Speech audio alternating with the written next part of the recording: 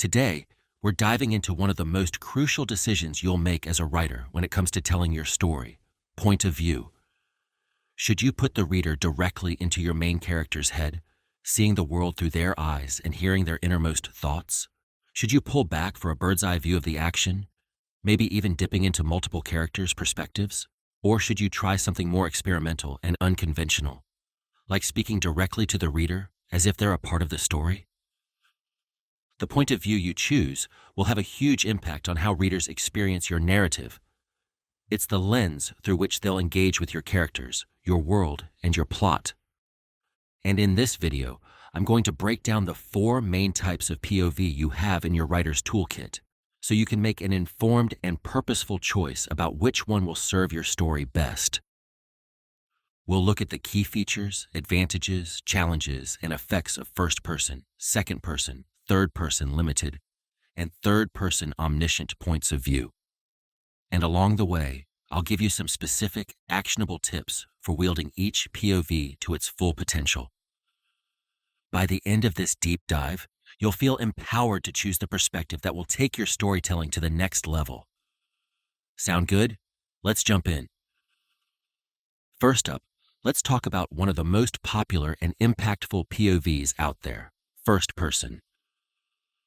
When you tell a story in first person, you're putting the reader directly into your narrator's shoes. You're giving them an all-access pass to that character's inner world, their thoughts, their feelings, their unique way of perceiving and interacting with their environment. It's an incredibly intimate perspective, one that can foster a powerful sense of connection and empathy between reader and protagonist.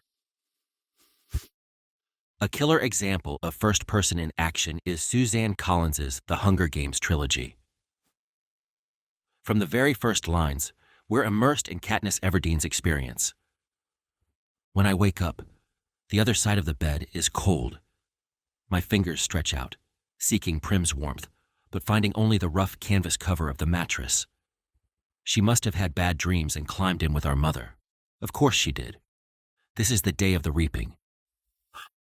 Right away, we're in Katniss's head, feeling her absence of her little sister, her dread of the coming day, her fierce protectiveness.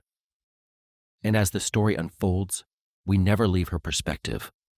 We see the brutal world of Panem through her eyes, feel her terror and triumph in the arena, wrestle with her conflicted feelings for Peeta and Gale. That unwavering first-person POV is a huge part of what makes Katniss such a compelling and unforgettable character. We're not just watching her story, we're living it with her, beat by beat. So, if you want to create that kind of bone-deep identification between your reader and your protagonist, first person might be the way to go. It's also a great choice if you're working with an unreliable narrator, someone whose version of events might be skewed or not the full picture. Because we're so deeply entrenched in that character's subjective experience, we're more likely to trust their perspective, which can set up some delicious twists and revelations down the line if it turns out they're not telling us the whole truth. Just keep in mind that first-person POV does come with some constraints. You're limited to showing the reader only what your narrator knows, sees, and experiences firsthand. So, if there are key events happening outside your main character's awareness, or other characters' backstories and motivations that are crucial to the plot, first person might not be the most effective way to convey all that information. Another potential pitfall of first person is that if your protagonist's voice isn't distinctively compelling, or if they're not super actively engaged with the events of the story, the narrative can feel a bit one-note or claustrophobic. As a writer, you really have to nail that character's unique perspective and find ways to keep their inner monologue dynamic and purposeful. If you want to maintain that close connection with your protagonist, but give yourself a bit more narrative breathing room, third-person limited perspective could be a happy medium. In this POV, you're still sticking close to one character's experience. The narrative is filtered through their perceptions and follows their journey. But instead of the direct I of first person, you're using he, she, they, which gives you a smidge more distance and flexibility. J.K. Rowling uses this perspective to great effect in the Harry Potter series. While the narrator isn't Harry himself, we still experience the bulk of the story through his eyes. We follow his thought processes, feel his emotional reactions, discover things right alongside him. But the slight remove of third person also allows Rowling to occasionally pull back the camera, so to speak, to give us establishing shots of Hogwarts or Diagon Alley, to show the impact of Harry's actions on the wider wizarding world. One key advantage of third-person limited is that unlike first-person, you're not beholden to your focal character's biases and blind spots. You can gently point out their misperceptions or include details they might overlook without breaking POV. And if you want to create a more panoramic, Dickens-esque storytelling experience, you can always toggle between different characters' third-person limited perspectives. Spending a chapter in Harry's head, then one in Ron's, then one in Hermione's. This multiple third-person approach allows you to weave a richer tapestry of character experiences and flesh out storylines that your protagonist isn't privy to. Just be sure you're staying consistent with each character's established perspective and voice. Readers should always have a clear sense of whose head they're in at any given moment. If you really want to flex your omniscience as a storyteller, though, you might try your hand at third-person omniscient POV. In this perspective, you're not tethered to any one character's experience. You're an all-knowing narrator who can dip in and out of different characters' heads, reveal information that none of them have, provide commentary and context, and foreshadowing. A stellar example of this POV is Lemony Snicket's A Series of Unfortunate Events. The narrator, Snicket himself, has a bird's-eye view of the Baudelaire orphans' tragic tale. He weaves in and out of their individual experiences while also maintaining a wry, melancholic distance, peppering the story with definitions of tricky vocabulary terms and grim observations about the nature of misfortune. That omniscient perspective lends the story a kind of timeless fairy tale quality, as though the events have already happened and Snicket is recounting them for posterity. It also allows him to sprinkle in tantalizing hints about characters' hidden motives or futures in a way that the Baudelaire children, and thus a more limited perspective, wouldn't be party to. When this POV is done well, it can create a real sense of immersion in a rich, fully fleshed story world. You can provide historical context, explore thematic threads, unravel mysteries at a deliberate pace. The potential pitfalls are that, if not balanced well, omniscient perspective can start to feel distant, unwieldy, or emotionally untethered from the characters. You never want readers to feel like the narrative is constantly pausing to info dump or editorialize. As with all things writing, related, it's about moderation and intentionality. Omniscient perspective is a powerful tool, but one to be wielded judiciously. Use it to amplify your story's themes and scope, not overshadow your characters' journeys.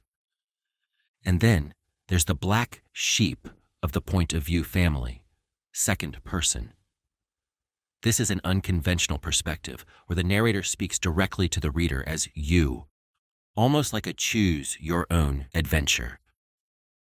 It can feel a little meta, a little gimmicky, which is why it's used pretty sparingly in fiction. But when second-person POV is deployed with purpose and skill, it can be really impactful. Take Jay McInerney's Bright Lights, Big City. The whole novel is written in second person, putting you in the shoes of an unnamed protagonist as he navigates the seedy underbelly of 1980s New York City. You are not the kind of guy who would be at a place like this at this time of the morning. But here you are, and you cannot say that the terrain is entirely unfamiliar, although the details are fuzzy. That direct address to the reader creates an instant, almost uncomfortable sense of intimacy and complicity.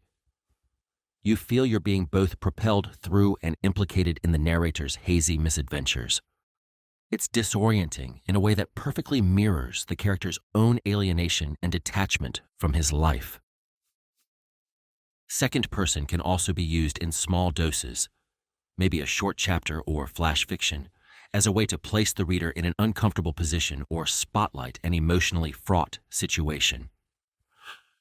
But a little goes a long way. Use too much second person, and it can start to feel like the narrative equivalent of a fourth wall break. Let's recap. First, person POV puts the reader directly in a character's head, for better or for worse. It's intimate, subjective, and can pack a real emotional punch, but it also comes with limits around how much information you can convey. Second, person perspective turns the lens on the reader, involving them directly in the story to create a sense of immersion or complicity, but it's hard to sustain and can be polarizing. Third, person limited narrows in on one character at a time, adding a little more distance and mobility compared to first person, but keeping that close connection. And third, person omniscient lets you flex your godlike knowledge as a storyteller, weaving in and out of perspectives and timelines. But too much of it can leave readers feeling unmoored. As with most things in writing, there's no one right perspective to use. It all depends on the particular demands and goals of your story. My advice? Experiment. Play around with telling your story from different points of view and see how it changes the reading experience. Maybe your angsty teen protagonist's voice really pops in first person, or maybe you need that third-person authorial distance to balance out their myopic worldview. Maybe your epic fantasy saga requires an omniscient narrator to capture the full breadth of the world building, or maybe you want to create that you are there second-person feeling of embarking on a hero's journey. Whatever perspective you choose, the key is to deploy it with intention and consistency. Make sure you're not head-hopping willy-nilly between characters or perspectives in a way that will disorient readers. And constantly ask yourself, is this POV serving my characters and themes in the most compelling way? Is it creating the emotional experience I want readers to have? The more purposefully you can wield your story's point of view, the more immersive and impactful the narrative will be. If you want to take your skills to the next level and support this channel in the process, I've got an online course that dives deep into the nuances of point of view and so much more. You can find the link in the description below if you want to check it out.